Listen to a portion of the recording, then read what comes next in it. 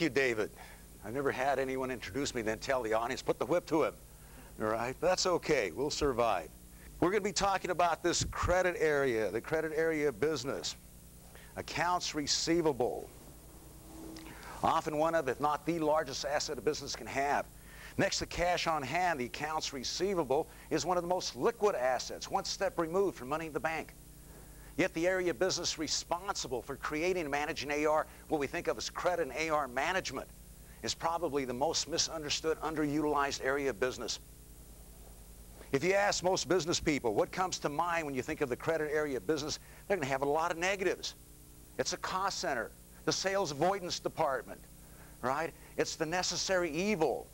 One CEO wrote when he thought of his credit function in his company, what came to mind was the ugly stepchild of the accounting department.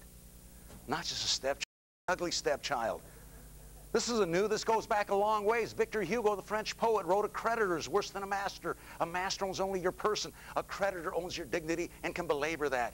If you happen to be the credit guy, what do you put on your business card? Chief Belaborer of Dignity. All right? Little children run when they see you coming down the street. This attitude goes back a long ways. Let's go back to the 50s. Kind of establish where we came from so we can figure out how we got here, so we can get away from there. We can move in a different direction. What was the world like in the 50s? We had just come out of World War II. The interesting thing about World War II, it was a real war. Everyone had a job, even if that job was picking up scrap metal, but there was nothing to buy. Guns, ships, airplanes, so there was a lot of pent-up demand. This pent-up demand came from years of fighting this war. People were looking for stuff to buy. In the 1950s, if you bought something from Japan, it was junk, and when it broke, you threw it away. In the 70s, the 80s, they started beating our brains out in the marketplace with quality. Today, you better have quality, not only in your product or service, but in your business processes. But this was the 1950s. We had growing demand. In the United States, all these guys came back from the war. They went to school under the GI Bill. They built this industrial giant. This added the growing demand. They had all those kids, the baby boomers. 70 million were born after World War II. This added the growing demand. Women had figured out during World War II they could have a career, be the masters of their own fate, not become homemakers. They stayed in the marketplace. Added to growing demand. The United States was one of the few industrial bases left in the world in the 50s. There was a point there in the mid-50s, the U.S. economy made up something like 58% of the world economy. You talk about a 900-pound gorilla. Those were the days. We had to rebuild Europe and Japan. Why? We had bombed them. 1950s was a time of limited competition. Why? We had bombed them. This is the world in 1950, right? People standing in line looking for stuff to buy, growing demand, limited competition. How was credit perceived in the 1950s? As a privilege, a favor to some and not others. How did businesses measure performance? That tells us a lot about expectations, how they measure performance. They used a thing called days sales outstanding, average turn time on your accounts receivables, and percent bad debt. What percent failed to pay?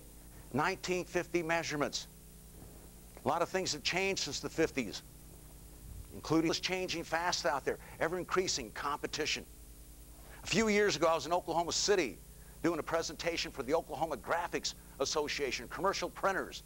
Over lunch, one of the members said to me, "Walking Bear, these guys sitting around the table are my competitors, but my real competition are commercial printers in San Francisco, Tokyo.